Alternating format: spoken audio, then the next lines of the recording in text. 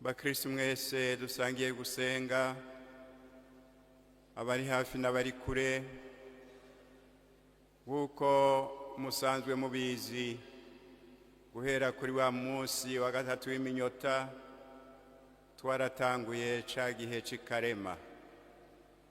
None rero mpere ngaho ndabipfurize mwese karema nziza.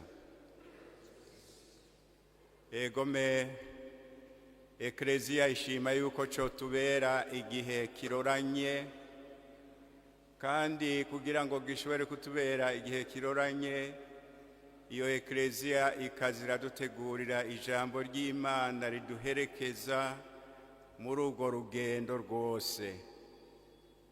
Ku munsi wa gatatu w'iminyota ndazi ko benshi mwaje gusenga, mwarumvise ingene batwibutsa vya bikorwa bitatu bihambaye kuva kera vyamye biranga umuntu w'Imana: gukora ibikorwa vy'urukundo, gusenga n'ukwisonzesha.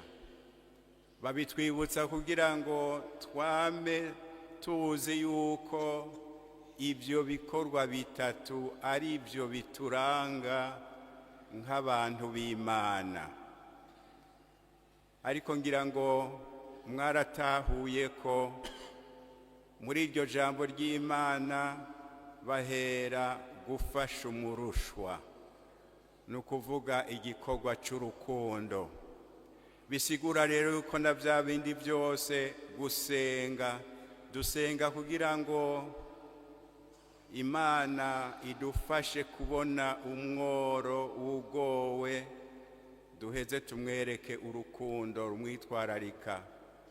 Kwa kwisonzesha twisonzesha kugira ngo dushobore kuronka kugira ico twiyimye tugifashisha uwundi. Vyose rero bigamije kutwerekeza ku rukundo.